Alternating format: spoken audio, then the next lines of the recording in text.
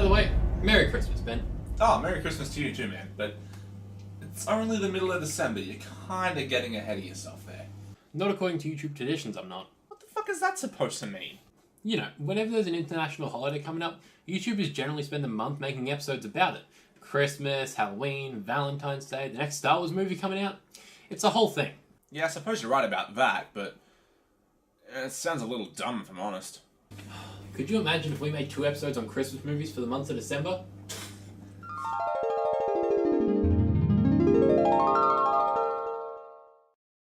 G'day ladies and gentlemen, we are Callum And Ben. from Abacus Productions and welcome to the Second Chance Cinema. Here at the Second Chance Cinema, we love nothing more than to give movies with a bad reputation one final opportunity to bask in cinematic greatness.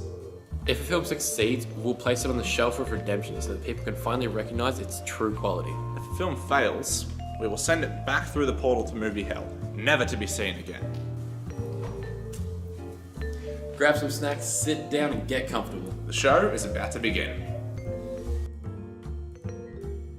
In the first part of our Christmas special, we're going to be covering a movie that is known as a Christmas movie disaster. You bite your tongue, sir. This film is a masterpiece. This fucking film is what you're considering a masterpiece. Yep. Are you sure you want to stick by that statement? Okay. Enough rambling. It's Jingle All The Way. Every holiday season, there's one toy everyone has to have. Getting it is every child's dream. Whoever doesn't can be a real loser. Finding it You got the doll, right? is this father's nightmare. I will get that toy. I promise. This film is a prime candidate for the show, Ben. It is widely considered to be an unfunny, horrible, boring Christmas flop. I'm willing to give it a shot because that's the point of the show, but geez Louise, I do not have high hopes of this getting on the shelf. Okay, enough negativity. You haven't even seen the film yet. Let's give the good people some information about this film. It was directed by Brian Levant and came out in 1996 to a bashing from critics and audiences. The film stars none other than Arnold Schwarzenegger, and alongside him are Rita Wilson, Sinbad, Phil Hartman, and Jake Lloyd. You know what doesn't have my confidence for this film being any good? The ratings. This film has a 16% critic score on Rotten Tomatoes as well as a 38% audience score. And on IMDb, it has a 5.5, Ben. Okay, look. Let's just watch the film and you can decide for yourself. So, without further ado, this is Jingle All The Way.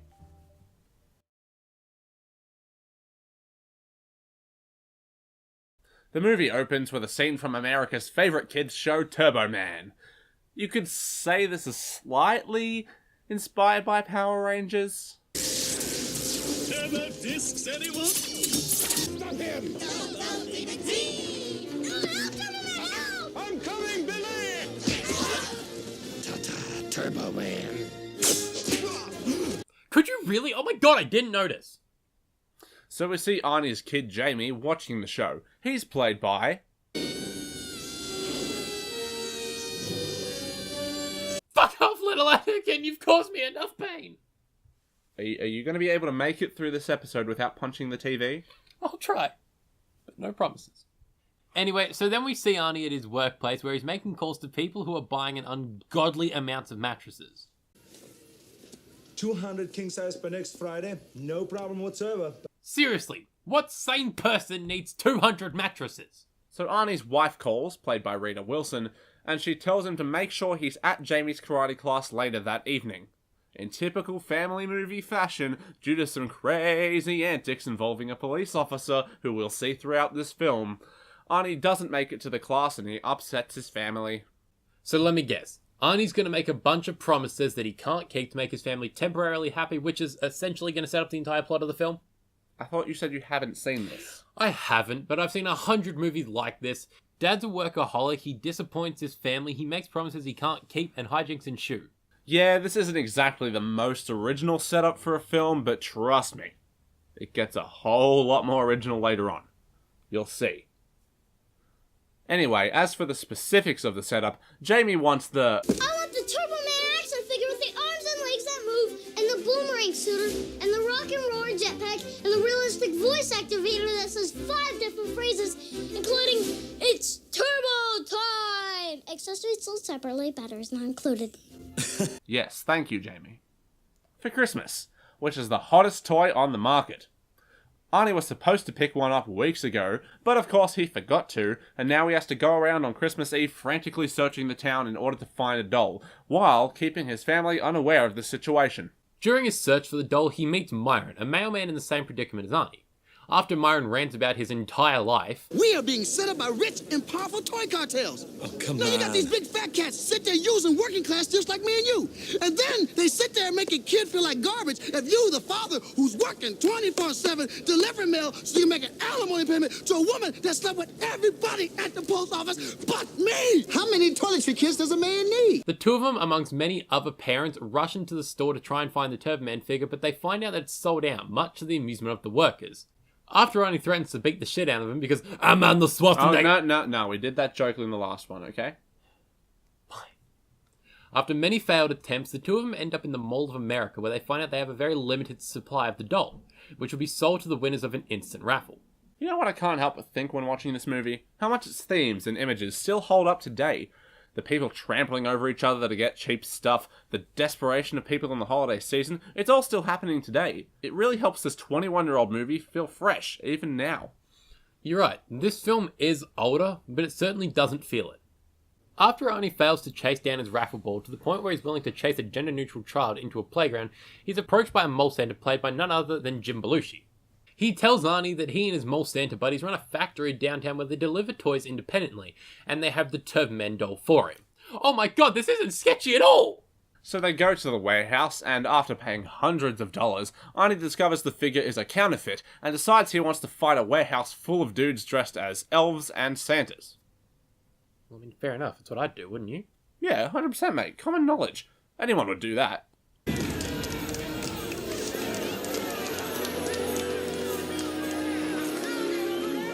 I'm gonna deck your halls, bub. Carl, do you know who that is? Big Santa? It's...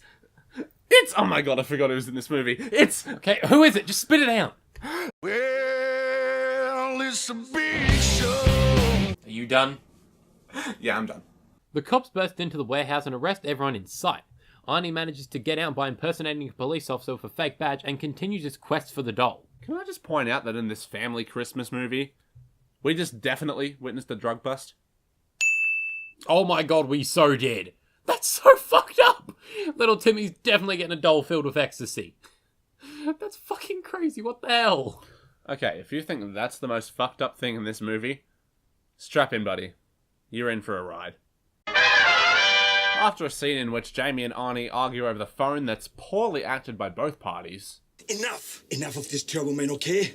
I had it up to here with this Turbo Man. If there's anyone I don't want to have advice from right now, it's Turbo Man. What would you know about keeping your promises? You never keep your promises. And you he never also do goes anything you to- say you're gonna do. We see Arnie and Myron talking in a diner in a scene that's supposed to build some serious character development, but then it shoots itself in the foot with this ridiculous moment. I'm just a loser with no future. Here's to you, Dad.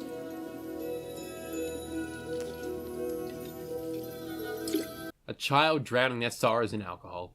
Add that to the list of fucked up things from this movie. How many are we on now? I don't know, I'm losing count. So am I. So after hearing a contest on the radio that they can win a Turbo Man doll, Arnie and Myron do the only rational things they can. Arnie breaks into the studio by sheer force and Myron attempts to fake a bomb threat. Not once, but twice, after learning the doll is not in the studio. Actually, he fakes a bomb threat 1.5 times. All right, just stay there. And I'll know if you move, because I have the ear of a snake. Oh, you shouldn't mess with that. Relax, Sparky.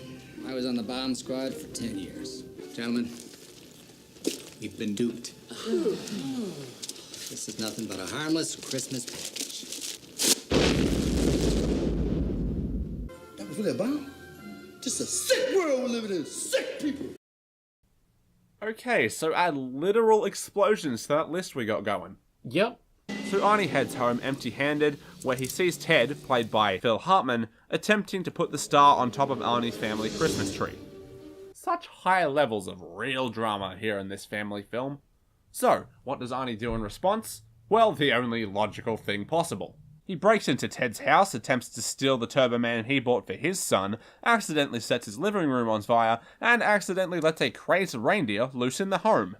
Though, to be fair, if my creepy single-parent neighbor was trying to fuck my wife 24/7 and looked like this, probably do the same thing. Oh, yeah, that's a whole subplot. We just didn't mention it. Okay, so we're going to fast forward a bit here. Liz gets mad at Arnie. You can't bench press your way out of this one. He physically assaults the reindeer and then gets drunk. He heads down to the big Christmas parade after Jamie, Liz and Ted, where he sees Ted attempting to get with Liz. Liz swipes left on Ted, Arnie gets chased by the same cop from earlier. Wait, hold on. You're not gonna believe what happens next. Oh god, what happens next? Just watch. You already read the instruction manual we sent you, so you know about all the important controls. No. Let me just go over a couple of the changes. Live and in person, Turbo Man! No. Turbo Man himself will select a special child from our audience. And that little boy or girl will be the lucky winner of a special edition Turbo Man doll. No. Jamie! What the fuck? Okay, so we've reached the pinnacle of insane in this movie. There is no way it could get any more ridiculous. It's about to get more ridiculous, isn't it? Oh, yeah. All right, kid, give me the dial and nobody gets hurt. Myron? I got you, kid.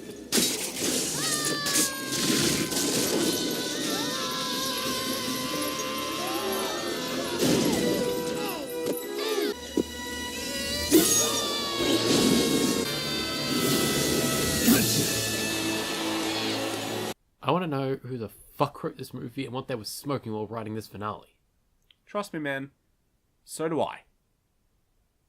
So, of course, to end the film, Arnie saves the day and reveals himself to his family, and Myron is arrested, but Jamie, being the generous kid with a heart of gold, who totally wasn't a bratty, spoiled baby throughout the entire movie up to this point, gives Myron the special edition doll to give to his son. Wow. Jamie, I hope you know he's going to prison and he won't be home for Christmas. So now that we've jingled all the way to the end of this film, it's... Just keep going.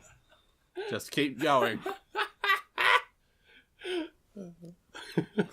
Finish the fucking intro. Final verdicts. Kaboom, blam! Oh, excuse me again, dear. Alright, so let's start with my first positive, and that is... this film has aged ridiculously well. Like we said during the scripted part of the review, the film's 21 years old at this point, came out in 1996, but it doesn't feel that old. It really has aged well, and I think the humor, it really lines up with how people kind of think and like people's sense of humor today. I think the just over the top campiness and like what's the word I'm looking for? Stupidity? Yeah, stupidity. I think it lines up with a lot of people's sense of humor today. And like I said, the themes and imagery of consumerism and all that kind of stuff, it matches up with, you know, what's happening still to this day. So yeah, it's aged really well, which is surprising as. So, your first positive, Carl. My first positive is this film is surprisingly extremely entertaining. Going into this film, I thought it was going to be a boring shithouse Christmas film like every other one I watch. But I actually quite enjoyed this film. The stupidity, as Ben said, really has made the film better as it's gone on. And look, anytime Arnold Schwarzenegger gets to be funny and stupid, I love watching these films because he's such a good actor, both seriously and funny. So, really, this film is extremely entertaining for anyone. Maybe only at Christmas, though. Okay, so my first negative, sorry. It's cliched as fuck. I mean, what do you expect? A Christmas film, a family film from 1996? Yeah, it's gonna have every cliche in the book in there. But, you know, on top of that, they do play with these cliches a little bit in creative ways, but they're still there. It doesn't excuse them. So, yeah. My first negative is that there are so many annoying characters, and that comes with nearly every Christmas film. Ones that come to my head are the cop. Not that he's annoying the way he talks or anything, it's just the fact that he keeps popping up just annoys me because it would never happen in the real world. Yeah, it's just a little bit, that's just a little bit like, oh, come on, yeah. Really? The other character I'm thinking of is Phil Hartman's annoying fat son. He's annoying. Johnny. Yeah. Annoying fat son is really annoying. As well as Myron. Myron is one of the most annoying characters I've watched while doing this show. I actually like Myron.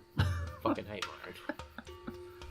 Alright, so my next positive. God damn, I'm getting confused here. Sorry about that, guys. I was itching my back. Yes, my second and last positive is that this film is really, really unique. Given all the cliches and like tried and true tropes of the holiday genre, of the family genre, of the just general movie this is, it's really creative. It creates its own identity in the fucked up situations it has, you know, the bomb threats and the kids drinking alcohol and the reindeer drinking alcohol, all that kind of stuff. It's completely, you don't see this kind of thing in kids movies anymore, and this film could not come out today. If it tried to come out today, it would get slammed and chucked with an R rating. Because dude, yeah, this couldn't be a kids movie. People are too sensitive now. This could come out, but not as a kids movie, not as a family movie. Just a very bad adult movie. Yeah, no, I mean, if they tried to put this in theaters for kids today, nah. No. Parents all across the world would be bloody flipping their lids. Yep. Flipping their lids. Alright, so my next positive is that it is cheesy in the best way possible. Hell yeah. Melted. I mean, sure. No, so this film's cheesiness factor is way up there, and it works so well. A Christmas film only works when it knows it's bad. I mean, this film may not be a cinematic masterpiece, but my god, it knows what it is.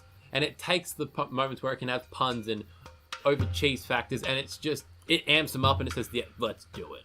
Yeah, exactly. Alright, move on. So my second and last negative, in terms of actual, like, performances, the only person who's really, like, given 100%, I think, is Phil Hartman as Ted. If you've seen this film before, you know how fucking hilarious he is as Ted. He's completely just 100% hamming it up, and it works completely well. You could give points to Arnie as well. I mean, he leads the film as well as he can, but, you know, he's also hamming it up. It doesn't work quite as well, but Phil Hartman's just got this certain, like, cheeseball attitude to him in general that really helps, as well as, like, in his comedy in general and this film. So Phil Hartman as Ted, great job. Everyone else is kind of just meh. You know, Rita Wilson is whatever. Jake Lloyd's bad. You fucked up. Did I? That's my next negative. Well, you can go on from there. Alright, so my next negative is... my next negative is Jake fucking Lloyd. He is bad in everything. You just want to end it there? I'm so fucking mad. So now that we've discussed the film a bit more, it's time to figure out whether it's a pass or a fail. To figure out whether it's going on the shelf or back through the portal to movie hell. So, this film is a pass. Yes! Fuck yeah. I may be a little biased because I watch this film every year around the holidays, but I honestly believe that Jingle All The Way is the ultimate hidden gem of a Christmas movie. It's over the top and corny in the best ways possible. Hilariously bad performances and an insane story grounded by a simple setup sprinkled with just the right amount of cheesy jokes, relevant social commentary, and good old Christmas charm makes for an endlessly entertaining film that can easily join the list of the movies you watch with your family every year. This is the prime example of so bad it's simply amazing. Alright, so now that we've decided it's going to go on the shelf, we now have to do rock, paper, scissors to figure out, really, who gets that amazing feeling once again.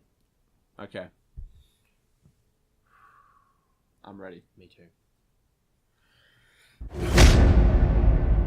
Rock, paper, scissors! No! Yes! I'm so sick of it. I just want to feel it again. I'm so sick of losing.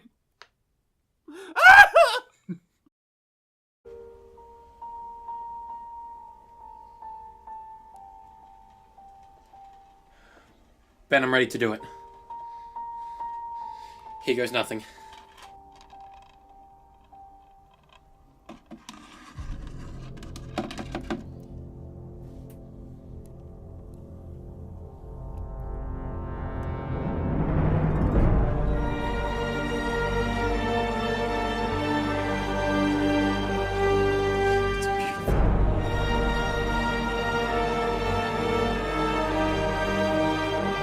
Fuck yourself. This is my movie. You shouldn't even be doing this, you piece of shit. Okay, guys, thank you for tuning in for another episode of Second Chance Cinema. We really appreciate that you're watching the first part of our Christmas special.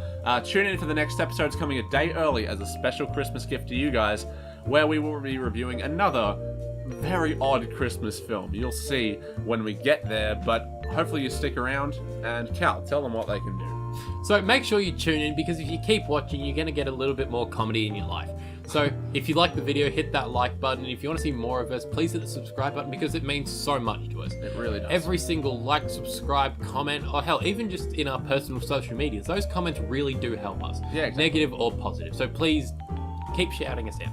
Of course, and share us with your friends and your family, and as I said, local politicians, you know, all the shop owners that you know locally, all everyone, just anyone that you know that you have some sort of association with in your life, share the show with them, because we need it. We really appreciate the help, and yeah. So that's going to do it for another episode of Second Chance Cinema. That's Cal, I'm Ben. That's two posters that kept falling down before we filmed the episode, and we'll see you next time. Bye.